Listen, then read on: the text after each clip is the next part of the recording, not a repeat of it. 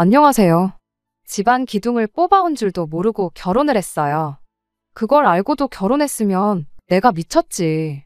내 잘못을 누굴 탓하겠느냐 하고 말 텐데 그게 아니니 그냥 속이 뒤집어질 따름입니다. 아들 돈만 탐내면 그만인걸. 이젠 대놓고 내 돈까지 당연하게 자기 돈이라 생각하는 시짜들 때문에 결혼 3년 만에 이혼을 결심하게 되었어요. 시짜들 잘못도 크지만 중간에서 가족들 편밖에 안 드는 남편이 가장 문제였겠지요. 남편과는 연애 결혼을 했습니다. 서로의 지인들을 통해 처음 만나게 되어 인연을 키워오다 결혼까지 하게 되었어요. 남편은 이름 있는 회사는 아니지만 업계에서 평판도 좋고 벌이도 나쁘지 않은 안정적인 직장을 다니고 있었고, 저도 남편하고 비교했을 때 크게 뒤지지 않는 비슷한 정도의 회사를 다니고 있었습니다. 연애하면서 별다른 문제도 없었다 보니 그렇게 2년 반 연애하다가 처음 결혼 이야기가 나오게 되었어요. 그때까지만 해도 남편이 집안 대들보 노릇을 하고 있었다는 느낌을 받았던 적이 한 번도 없었습니다. 나이나 직장 생활 경력을 두고 봤을 때도 모아놓은 돈이 결코 적은 편이 아니었거든요. 씀씀이가 큰 편은 아니었지만 자기 쓸 돈까지 아껴가며 가족들한테 퍼주고 있었을 거라고는 당연히 상상도 못했죠. 그런 것도 모르고 그렇게 행복할 미래만 그리며 덜컥 결혼 생활을 시작하게 되었네요. 결혼은 다들 그렇게 하듯 반반 결혼을 했어요. 원래는 대출 받는 것까지 생각해서 서울의 4억대 아파트를 들어가려고 했는데 결혼 직전 남편 때문에 계획을 수정해야 했습니다. 잡혀있던 결혼식을 2달 앞둔 시점의 일이었어요. 남편이 난데없이 멀쩡히 잘 다니고 있던 회사를 그만두겠다는 말을 꺼내왔거든요. 결혼 앞두고 그게 무슨 소리인지 싶어 놀랐지만 나름의 이유나 다른 계획이 있을 수도 있겠다 싶어 왜인지부터 물어봤습니다. 이유가 뭔가 했더니 대우가 너무 안 좋다는 이야기를 꺼내대요. 자기가 아무 계획도 없이 그만두는 건 아니라고 걱정 말라는 소리를 하는데, 계획보다도 남편 정도 월급이면 남들과 비교해서 못 받는 편은 아니라 생각했기에 자세히 설명해 보라고 했죠. 그러자 남편이 일은 일대로 직원들만 뼈 빠지게 하고 있는데 돈은 사장 혼자만 벌어가는 걸 보니 견딜 수가 없다고, 자기 말고도 다른 직원들 불만이 아주 하늘을 찌르는 상황이라고 하더라고요. 불합리한 건 알겠지만 사실 그게 어쩔 수 없는 구조지 않겠냐 하는 생각이었는데, 얼마 전에 남편을 포함한 실무자들이 출근도 안 하는 사장 자식들의 친인척들한테까지 월급이 나가고 있다는 사실을 알게 되었답니다. 그것도 자기들이 받는 것보다 훨씬 더 높은 연봉을 말이에요. 그렇게 얼굴 한번 본 적도 없는 사람들한테 우리보다 많은 월급 받아가게 하려고 우리가 이렇게 일하는 게 아니라고 남편의 몇몇 직원들이 불만을 품기 시작했고, 뜻이 맞는 사람들끼리 회사를 새로 하나 차리기로 했다는 겁니다. 거래처와의 관계도 사장 때문이 아니라 실무자인 자기들이 꽉 쥐고 있다며, 새 회사를 차리기만 하면 그 회사 일감 뺏어오는 건 일도 아니라대요. 그렇게 그 회사 일감을 가져오면 얼굴도 모르는 사람들한테 나가는 월급을 자기들이 가져가는 거 아니겠냐고 엄청 자신감에 차서 말이에요. 저는 그래도 당장 벌이가 안 좋은 것도 아닌데 새 회사 차린다고 무조건 큰 돈을 벌 수 있다는 보장도 없지 않냐고. 다들 더러워도 참고 다니는 게 회사 일 아니겠냐, 그렇게 남편을 설득해봤지만 역부족이었어요. 이미 몇 명이 벌써 나가 새 회사를 차린 상황이고 남편은 지금 몸만 가면 되는 거라면서 초반에 빨리 옮겨야 나중에 가서도 창립 멤버 대우를 받는 거 모르겠냐고 저를 닥달했죠. 결혼을 2달 앞두고 이게 무슨 일인가 싶었지만 꼭 자기를 믿어달라는데 제가 무슨 방법이 있었겠나요? 결국 그렇게 남편은 회사를 그만두게 되었습니다. 그래도 약속한 대로 일주일도 안 지나 새 회사로 출근하는 모습을 보니 조금은 안심이 되었어요. 하지만 그렇다고 마음 놓고 있을 수만은 없었습니다. 벌어질 수 있는 최악의 상황을 생각하고 대비를 해야 했지요.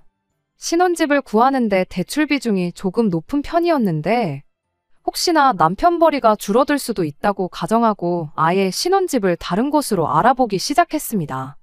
남편은 몸 별 걱정을 다 한다고 나왔지만 막상 첫 달 월급이라고 받아온 게 100만 원이 고작이었어요.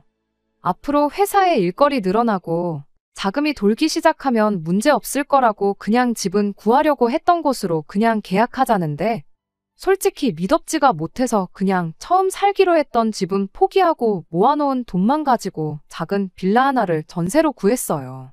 정작 결혼하고 나서도 월급은 별반 차이가 없었고 오히려 100만 원도 못 가져오는 달도 있었죠. 남편은 첫 술에 배가 부르겠냐며 태도를 바꿔왔고요. 무보수로 일하는 게 아니고 다 밀린 월급으로 적립되어 있다고 조만간 한 방에 받아올 테니까 갖고 싶은 거나 골라놓으라느니 별말을 다 하대요. 잘 풀릴 거라고, 이 걱정은 다 기우라고 저렇게 자신있게 말하는데 이미 결혼까지 한마당에 믿는 거 말고 제가 무슨 방법이 있었겠나요?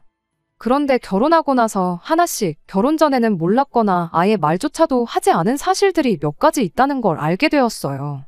가장 큰 문제는 시댁 노후 문제였죠. 반반 결혼이고 그런 걸 다 떠나서 남편이 안정적인 직장을 포기하고 새 회사를 나가는데도 결혼을 결심할 수 있었던 건 양가 부모님 노후 문제가 다 끝나 있던 상황이었기 때문입니다. 엄밀히 말하면 시부모님이 노후를 대비해 모아놓은 돈이 아예 없던 건 아니었어요.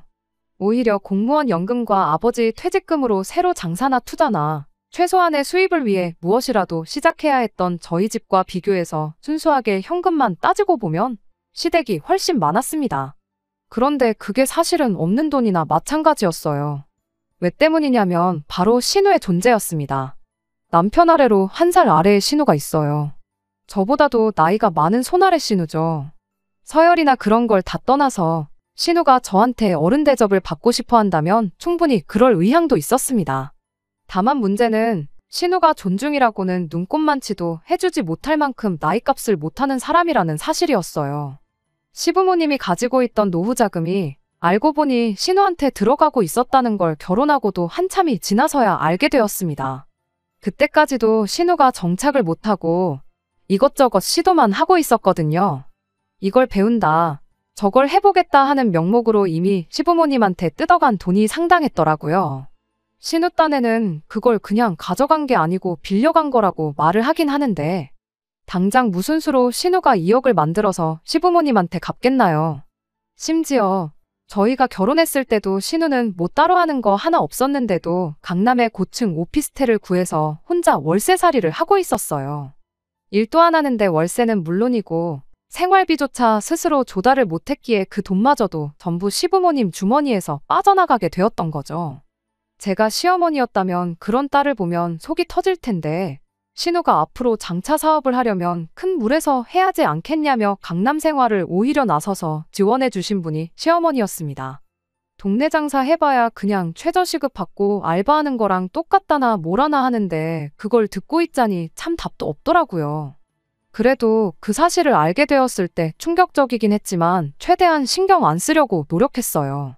어쨌든 명목상 신우가 시부모님 등골 파먹는 게 아니고 빌려간 거라고 자기 입으로도 그렇게 강조를 했으니 아르바이트라도 하면서 월이백 수입으로 시부모님 모시고 같이 살던 시부모님 노후 문제는 앞으로 신우가 알아서 해야 할 문제라 생각했지요. 저희는 결혼할 때 시댁에 손 벌린 거 하나 없었으니까요. 그런데 너무 안일하게 생각했었나 봐요. 결혼한 지 1년이 딱 넘어가니 시부모님이 합가해서 같이 살자는 말을 꺼내오더라고요. 이유가 뭔가 하니 신우 창업자금을 대줘야 한다는 거예요. 그런데 가지고 있던 돈 대부분을 이미 신우가 죄다 받아갔고 남은 돈만 가지고는 돈이 모자라니 살고 있는 집을 팔아서라도 그걸 해주겠다는 이야기였죠. 아니, 그럼 집 팔아서 가게 차려주시고 신우 사는 집에 들어가 사시면 되는 거 아니냐 했더니 신우가 강남에 자취하는 데가 세 사람 살기에 발 디딜 틈도 없이 비좁아서 안 된다는 소리를 하시더라고요. 큰 물에서 살며 사업 안목을 키워온 신우가 드디어 가게를 차리게 된 건데 이제 더 이상 강남에 살 필요 없지 않은 거 아니냐고. 모르긴 몰라도 강남에 월세 내고 살 돈이면 조금만 외곽으로 들어가도 방 2개짜리 빌라는 구하실 거다 그렇게 말을 해도 도무지 듣지 않으시대요. 그래서 시부모님을 일단 저희 집으로 모시고 갔죠. 저희 집이라고 넓은 게 아니었거든요. 남편 덕분에 번듯한 아파트 구하려다가 막판에 상황 보고 돈 좀 더 모아 들어가자고 돈에 딱 맞춰서 대출 없이 구한 전세가 13평밖에 안 되는 구축 빌라였어요. 그 와중에 남편이 고집을 부려서 이런 걸 신혼집이라고 가족들한테 보여주기 싫다고 집들이도 안 했었다 보니 시부모님한테 저희 집 상태도 한번 보여주는 게 수라고 생각했습니다. 그렇게 저희 집에 모시고 갔더니 시부모님도 이 집은 아니다 싶었는지 뭘 멀쩡히 직장 생활하는 것들이 이런 코딱지만도 못한 집을 신혼집이라고 구했느냐고 뭐라 하시더라고요. 어머님 아들이 멀쩡히 잘 다니던 직장 그만두고 월급이라고 100몇만 원 벌어오고 생활비라고 40만 원 주는 게 전부라 어쩔 수 없었다 한마디 하고 싶었지만 그때까지만 해도 남편과 사이가 좋았고 약속 지키겠다고 고생하는 사람한테 찬물 끼얹는 것 같아 최대한 말을 아꼈습니다. 그랬더니 시어머니가 대뜸 그러면 이 집에 들어가 있는 전세금이 얼마냐 묻더니 니들 통장에는 얼마 들어있냐고 물으시대요. 그런 건 왜 궁금하시냐고 따져묻기도 전에 옆에 있던 남편이 전세로 얼마 들어가 있고 결혼할 때 돈이 얼마나 남았고 그 후로 한 2천은 모으지 않았겠냐 하고 대답을 하는 겁니다. 저 인간이 눈치도 없이 왜 저러나 싶은 와중에 그 말을 듣고 돌아온 시어머니의 반응이 더 어이가 없었습니다. 그러면 니들 전세금 빼고 내 돈이랑 니들 돈 합쳐서 신호 가게부터 일단 차려주고 니들은 우리 집에 들어와서 살면 되겠구나 하는 소리를 꺼내왔으니까요.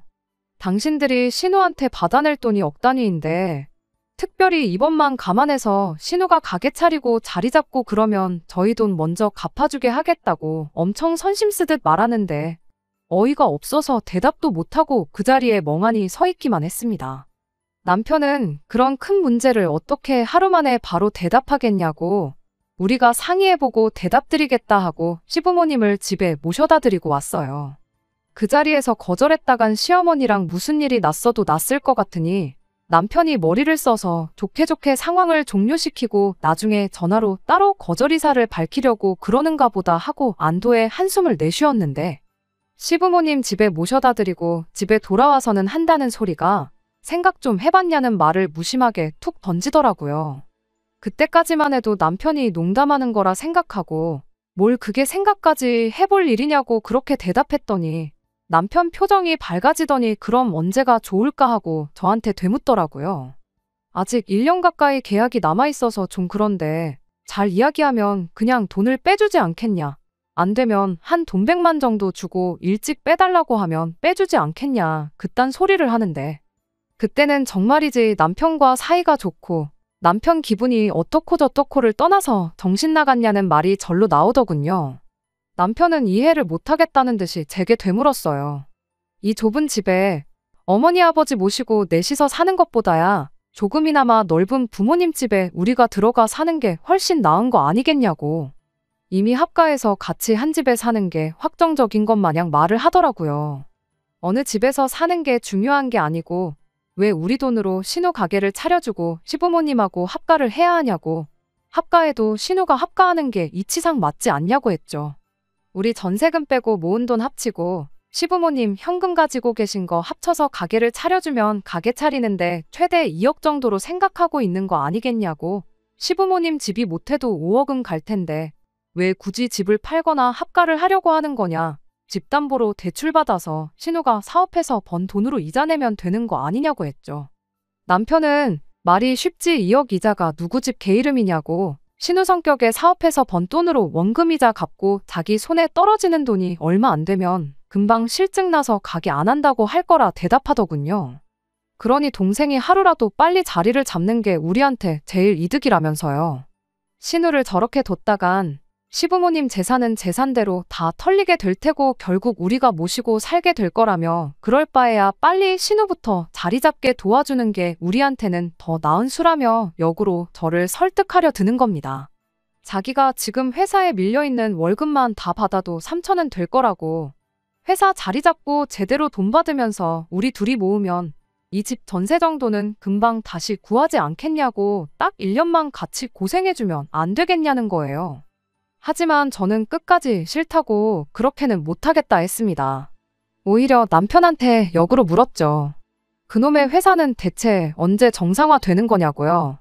당신 회사에 직원이 당신 한 명만 있는 것도 아닐 테고 당신이 밀렸으면 당신 말고도 나머지 모든 사람들 월급이 밀려있을 텐데 당장 받지도 못할 돈 이야기는 꺼내지도 말라고 했어요. 다음번에 이 이야기 꺼내고 싶으면 밀린 월급은 묻지도 않을 테니까 제대로 된 월급부터 받아오고 꺼내라고 그렇게 한마디 하고 말았죠. 남편은 제 말에 자존심이 많이 상했는지 그 길로 현관문을 박차고 집을 나가버리대요. 생활비라고 40만 원 가져다 줄 때도 한 번 싸운 적이 없었는데 말도 안 되는 타이밍에 시부모님 합가 문제로 결혼 1년 만에 남편하고 처음 대판 싸우게 되었습니다. 그래도 제가 강하게 나와서 그랬나. 남편은 그날 이후로 단 한 번도 신우 가게나 시부모님 합가와 관련된 그 어떤 말도 제 앞에 꺼내지 않았어요. 월급 제대로 받아오는 날에 큰 소리를 치지 않을까 하는 생각이 들긴 했지만 그 후로 1년이 더 지나는 동안 남편이 집에 가져오는 돈은 150만 원에서 200만 원이 전부였거든요. 자기 가족들 보면 아쉽긴 했겠지만 남편이 저한테 뭐라 말을 할 수 있는 상황은 아니었죠. 아무튼 남편 벌이가 나아질 기색을 보이지 않다 보니 이후로 남편과 그걸 이유로 몇 번 다투기도 했습니다. 세상 어느 기업이 직원들 일자라는 거 보고 일감을 주겠냐고, 당신 다니던 전 회사 사장이 아무것도 안 하고 회사 수익으로 가족들 몰래 월급 주고 그랬어도 여지껏 쌓아놓은 게 있으니 회사를 그만큼 키우고 굴리고 있었던 거 아니겠냐고. 당장 더럽다고 다 같이 우르르 그만뒀을 때나 힘들었겠지. 2년이 지나버린 지금 그 회사는 다시 사람 뽑아서 멀쩡히 잘 굴리고 있을 거라고. 여지껏 당신 벌이를 보면 그 회사 일감 뺏어오는 건 이제 물 건너간 이야기 아니겠냐고 강하게 한마디 했었어요. 계속 그 돈 받고 일할 바에 자존심 숙이고 먼저 회사에 다시 받아달라 이야기를 해보던가. 아니면 더 늦기 전에 새 일자리 구하고 이직이라도 하던가 하는 말도 했었죠. 돈 얼마 덜 벌어오게 되는 것보다 저러다 남편 회사가 어떻게 되기라도 하면 큰일이겠다 싶어 저는 제 나름 최선의 조언을 해줬던 겁니다. 하지만 그럴 때마다 남편은 이쪽 일이 어떻게 돌아가는지도 모르면서 그렇게 맘대로 말하지 말라 대답했어요. 그리고는 꼭 그달 월급으로 400만 원 정도를 받아왔었습니다. 이달은 일이 잘 풀렸다는 식으로 말을 하고는 했는데 그걸 보니 또 진짜 되기는 되는 건가 싶기도 하고, 사실 이 상황이 누구보다 힘든 건 남편이 아니겠나 하는 생각이 들었어요. 그게 아니고 꼭 다툴 때마다 늘어나는 월급을 보면 의심부터 했었어야 했는데 그냥 남편을 보채지 않고 조금만 더 기다려보는 바보 같은 선택을 하고 말았습니다. 시부모님을 모시고 신우한테 가게 차려주자고 말을 꺼냈던 건 그때 단 한 번뿐이었고, 그걸 떠나서 남편이 누구보다 더 모든 걸 제자리로 찾기 위해 누구보다 더 열심히 하고 있다고 생각했었거든요. 그런데 세상에 제가 생각하던 그런 게 전혀 아니었어요. 남편은 철저히 저를 속이고 뒤에서 자기 가족들을 챙기는 데만 혈안이었던 겁니다. 그걸 알게 된 건 정말 우연이었어요. 언제까지 저를 속일 속셈이었는지는 모르지만 아마 그날이 아니었으면 평생 몰랐을 수도 있었겠다는 생각이 드네요. 제가 하는 일 특성상 주에 하루는 재택 근무 신청을 할 수 있거든요. 평소에는 출근을 선호하기는 하는데 보통 밀린 집안일 한 번에 해치우고 주말에 푹 쉬고 싶은 금요일에 재택근무를 신청하는 편이에요. 그날은 같은 이유로 재택근무를 하고 있었던 날이었고요. 남편이 출근길에 오늘따라 몸이 너무 안 좋다고 그렇게 말을 했는데 점심때쯤 돼서 도저히 못 버티겠다고 일찍 집에 들어왔어요. 감기 몸살 기운이 있는 것 같다길래 병원에 다녀오겠냐 물었더니 그냥 한숨 푹 자면 괜찮아질 것 같다며 얼마나 몸이 안 좋은 건지 아주 죽을 상을 해가지고는 가방도 식탁의자 위에 대충 내려놓고 옷도 안 갈아입고 그대로 방에 들어가 눕대요. 어차피 다음날이 주말이기도 하고 옷이야 구겨지든 말든 지가 자다가 불편하면 알아서 갈아입겠지 생각하고 그냥 자게 뒀지요. 그렇게 남편이 방에 들어간 지 한 30분쯤 지났나 남편 가방 안에 있던 전화기가 울리더라고요. 얼마나 피곤한 건지 벨소리도 못 듣고 자고 있길래 제가 대신 가서 핸드폰을 꺼냈더니 회사에서 걸려온 전화였어요. 무슨 급한 일이 있는 건가 싶어서 전화기 들고 가 남편을 깨웠죠. 그런데 남편이 몸 안 좋아서 반찬해고 왔는데 뭔 전화냐고 짜증을 저한테 내면서 핸드폰을 무음으로 돌려놓고는 핸드폰을 저한테 건네더니 다시 침대에 확 누워버리더군요. 왜 그 짜증을 나한테 내나 싶었지만 몸이 안 좋다더니 평소보다 예민한 거구나 싶어 그냥 넘어갔습니다. 남편이 건네준 핸드폰을 다시 식탁 위에 올려놓고 저는 다시 제 할 일을 했고요. 그렇게 한 2시간쯤 더 지났나? 그제서야 남편이 방 밖으로 나오더라고요. 여전히 죽상을 하고 있는 게 몸이 아직도 안 좋은 것처럼 보여서 병원을 다녀오던가 약국에서 약을 지어오던가 하라고 했죠. 남편도 알겠다 대답하고 그 길로 집 밖을 나섰어요. 병원도 다녀오고 약도 타오겠다는데 몸이 많이 안 좋구나 싶었습니다. 암만 재택이라도 일하다 말고 자리를 비울 수도 없는 노릇이고 애도 아닌데 병원까지 따라가 주는 건 아닌 것 같아 그냥 병원 갔다가 오면 따뜻한 차라도 마시게 해주려고 나가는 남편 배웅해주고 주방으로 갔지요. 그런데 식탁 위를 보니 남편이 핸드폰을 두고 갔더라고요. 무음으로 해놓은 상황에 저도 일한다고 신경을 못 쓰고 있었는데 남편 핸드폰을 봤더니 2시간 자는 동안 회사에서 전화가 20통도 더 넘게 걸려와 있었더라고요. 얼마나 급한 일이길래 싶어서 그 길로 핸드폰 들고 빌라 현관까지 뛰어내려갔어요. 그런데 남편은 벌써 얼마나 간 건지 코빼기도 보이지 않대요. 쫓아가서 남편한테 전화기를 주고 와야 하나 싶은 와중에 때마침 또 전화가 걸려오더라고요. 이미 20통이나 넘는 전화를 못 받은 건 둘째치고 남편이 몸이 안 좋아서 전화를 못 받았다고 설명해주고 한 30분 뒤에 다시 전화 달라고 말해줄 겸 해서 그냥 제가 전화를 받았어요. 전화를 받으니 한 20대 초반쯤 되었을까 싶은 앳된 목소리를 가진 여직원이 인사를 하더라고요. 그리고 그 여직원이 차라리 나 몰래 바람을 피고 있었다면 나았겠다 싶을 만큼 말도 안 되는 사실을 전해왔어요. 급한 건 아니고 과장님 이달 월급은 한 통장에 합쳐야 되는지 아니면 매번 하던 대로 2개 통장에 나눠서 보내야 하는지 물어보려고 전화를 했던 거라고요. 몸이 그렇게 안 좋으시면 회사로 다시 전화 주실 필요는 없고 톡으로 대답만 해줘도 된다고 전해주세요. 하고 예의 있게 말하고 전화를 끊으려고 하는데 잠깐 그 여직원이 했던 말에 넋을 놓고 있다가 다급하게 잠깐 전화 끊지 말아보라고 하고 다시 좀 말해달라고 월급을 2개 통장에 나눈다는 게 그게 무슨 소리냐고 물었지요. 그러니까 그 여직원이 대답하길 과장님이 어쩌다 한 번씩 월급을 한 통장으로 몰아서 받을 때가 있는데 이달은 따로 말을 안 해주셔서 확인차 전화한 거라고 말하고 또 예의 있게 인사 한마디 하더니 전화를 끊더라고요. 정말 그때는 핸드폰을 들고 있는 채로 빌라 현관에 한참을 서 있었어요. 도무지 이게 무슨 일인지 이해가 가질 않더라니까요. 그래도 이내 빨리 제정신을 차리고 이게 어떻게 돌아가는 상황인지 알아내야겠다는 생각밖에 들지 않았습니다. 집에 돌아와서 놀란 마음 다스리고 있으니 얼마 안 지나서 남편이 집에 돌아왔어요. 오자마자 핸드폰을 찾아대게 하면 안 될 것 같아서 괜찮냐고 있는 걱정 없는 걱정 다 해주면서 정신을 쏙 빼놓은 다음 아플 때는 약 먹고 푹 자는 게 최고라고 그 길로 밥을 챙겨줬죠. 남편이 밥 먹는 동안도 묻고 싶은 말이 수만 가지였지만 잡아떼면 그만인 거 아니겠나 싶어서 그냥 핸드폰은 신경도 못 쓰게 또 있는 걱정 없는 걱정 세상에 이런 현모양처가 둘도 없겠다 싶을 만큼 남편을 챙겨줬죠.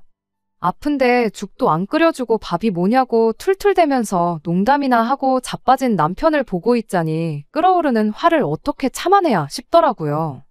남편이 마지막 숟가락을 뜨는 순간 그 길로 손수 약봉투도 뜯어서 입에 넣어줬어요. 아니나 다를까 남편이 배도 부르고 약도 먹었으니 한숨 더 자야겠다고 아무 의심도 없이 방으로 들어가더라고요. 병원에서도 약을 세게 지어준 건지 한 30분 지나서 방에 들어가 근처에서 얼쩡대는데도 남편이 잠에서 깨지 않길래 때는 이때다 싶어 남편 폰으로 은행 앱을 켜서 자고 있는 남편 손가락으로 지문인증까지 풀어버리고 살금살금 식탁 의자에 앉아서 핸드폰을 뒤지기 시작했습니다. 역시나 제가 여지껏 모르고 살았던 계좌가 하나 더 있더군요. 잔액이 3만 원 정도 있었는데 차라리 저 몰래 만들어 놓은 비상금 통장이었으면 싶었지만 거래 내역을 켜자마자 바로 시어머니랑 신우 앞으로 얼마씩 보내놓은 기록 말고는 다른 기록 하나 없는 깔끔한 통장이었습니다. 매달 집에 가져오는 150만 원 월급은 우스울 만큼 더 큰 돈을 받아서 그걸 자기 가족들한테 퍼주고 있었던 거예요. 거래 내역을 쭉쭉 올려보니 거의 2년 가까이 그렇게 시댁에 퍼주고 있었다는 걸 알게 되었습니다. 그때 딱 알았죠. 남편 회사가 3년 동안 제대로 안 굴러가고 있다는 건 저희 착각이었고 사실 남편은 먼저 다니던 회사에서보다 더 많은 돈을 벌면서 결혼 전에 자신 있게 했던 그 약속을 지킨 상황이었다는 걸요. 단지 그 돈이 우리 부부를 위한 돈이 아니라 자기 가족들을 위한 돈이었다는 게 문제였을 뿐이었습니다. 증거도 확보했겠다, 더 기다릴 것도 없겠구나 싶어서 자는 남편을 흔들어 깨웠어요. 왜 아파 죽겠는데 깨우냐며 짜증을 내면서 일어나는 남편 얼굴에 핸드폰 화면부터 들이밀면서 이게 뭔지 설명 좀 해줘야겠다고 한마디 했죠. 잠에서 덜 깬 남편 얼굴이 순식간에 새파랗게 질리더니 아무 말도 잊지 못하더군요. 그 꼴을 보니 마음 한구석에는 남편을 믿어주고 싶었던 마음도 있었지만 그렇게 안 했던 게 참 다행이다 싶었죠. 이미 2년 가까이 저를 속여왔는데 제가 핸드폰 좀 몰래 뒤져봤기로서니 남편이 저한테 무슨 낯짝으로 큰 소리를 치겠나요? 어떻게 둘러댈 방도가 없다고 생각했는지 이내 모든 사실을 그 자리에서 실토하더라고요. 그 돈은 월급이 맞고 그동안 자기 가족들한테 보내고 있었단 사실까지 말이죠. 어떻게든 신우랑 시어머니한테 돌아간 돈을 다시 받아오겠다고 말하고 사과를 해도 모자랄 판에 남편은 적반하장으로 이 상황까지 오게 된 게 따지고 보면 너 때문이라면서 제 탓을 하는 거 아니겠어요? 너무 어이가 없고 황당해서 한번 입이 있으면 말해보라고 따졌죠. 남편 말은 그때 시모가 바랬던 대로 합가를 해서 저희 돈으로 신우 가게를 차려줬었다면 자기가 이렇게까지 했을 이유가 없다는 거예요. 여지껏 제가 시댁하고 담 쌓고 지내느라 몰랐었는데 이야기를 듣자 하니 기어이 시어머니가 집을 담보로 대출까지 받아 신우 가게를 차려줬었나 봐요. 신우가 장사해서 번 돈으로 대출원금에 이자까지 같이 갚아나가기로 했었나 본데 한 달 지나고 그 돈을 내고 나니 자기 수중에 돈이 들어오기는커녕 마이너스가 나기 시작했던 겁니다. 그리고 남편이 예상했던 대로 신우가 이 장사도 괜히 시작한 것 같다고 흥미를 잃어서 장사 시작한 지 3달도 안 돼서 가게를 접어야겠다느니 어쩌니 했다는 거예요. 뻔할 뻔짜였는데 그걸 꼭 똥인지 된장인지 찍어 먹어본 시어머니도 대단하다 싶었어요. 여지껏 헛돈 쓰고 실패밖에 안 한 신우가 가게 차려준다고 해서 떼돈이라도 벌 거라 생각했던 걸까요? 아무튼 시모는 시모대로 이번에는 그냥 넘어갈 수 없다 생각했던 건지 복장이 있는 대로 다 터져가지고 당장 딸년이 노후 자금은 물론이고 집담보까지 잡아 대출까지 받아 홀랑 털어갔는데 돈을 갚기는커녕 오히려 손해만 내고 있었으니 집에 아주 난리가 났었던가 봐요. 그런데 때마침 타이밍 좋게 남편 회사가 정상적으로 굴러가기 시작한 거고 일단 가족들 불화부터 해결해야 쓰겠다고 양쪽에 돈을 퍼주고 있던 겁니다.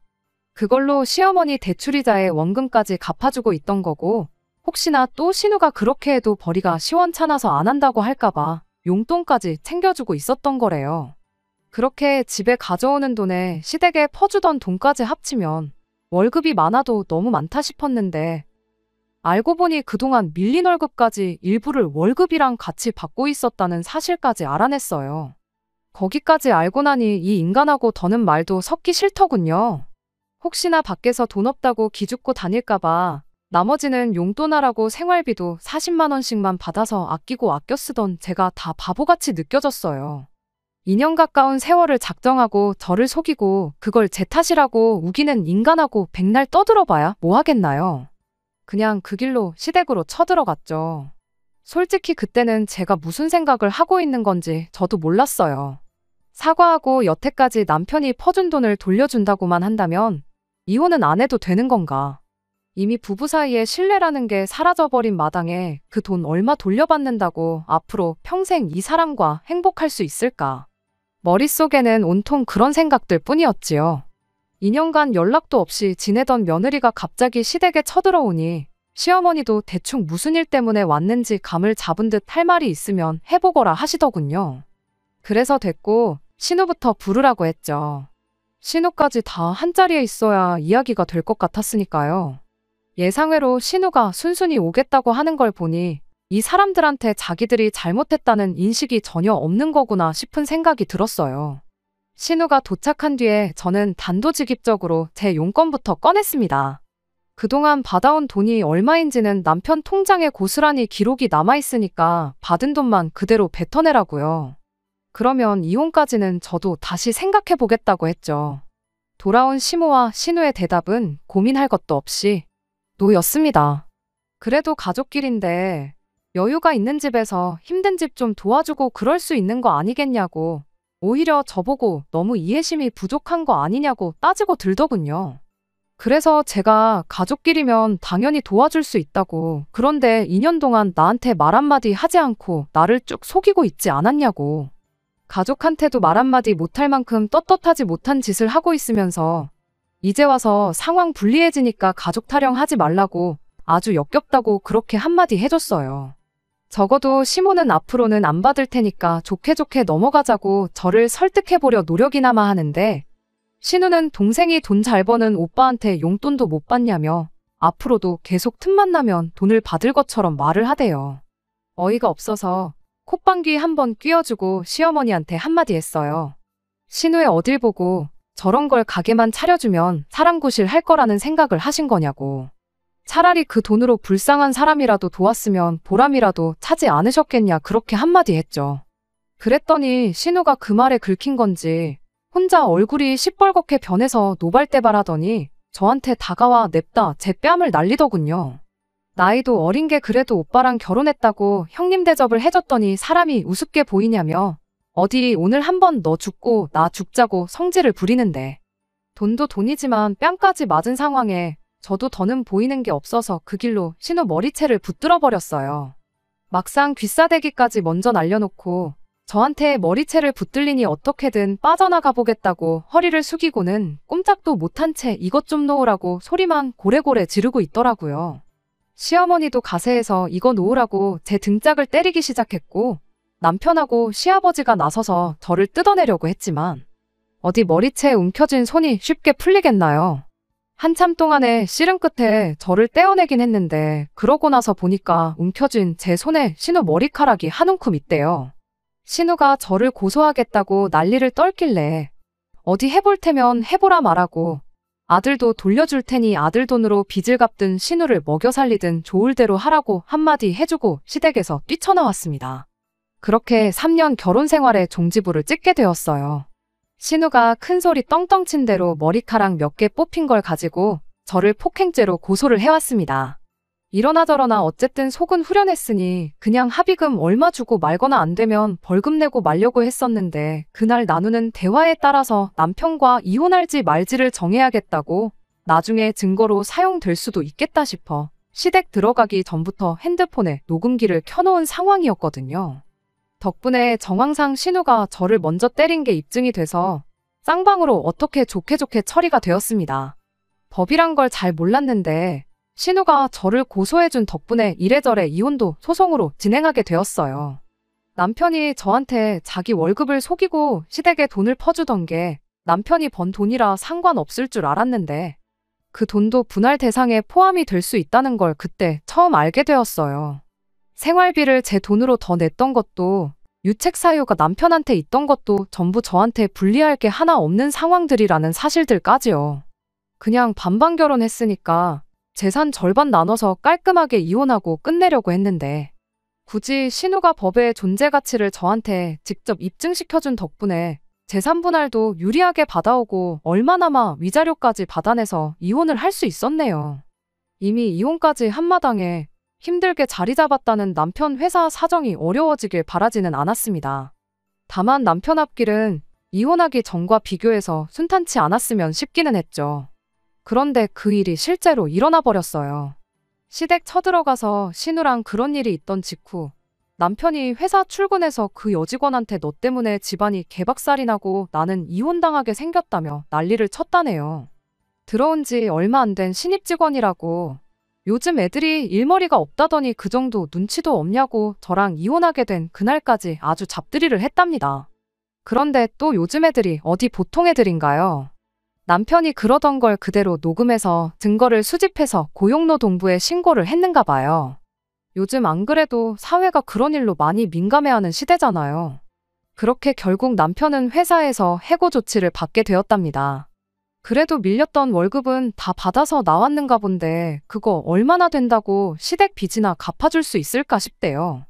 내가 벌어오는 돈이 있다고 자기 월급까지 숨겨가며 똥오줌 못 가리고 지 가족들 퍼주던 인간이 개털이 된 지금도 그 잘난 대들보 노릇을 하려고 들지는 참 의문이네요.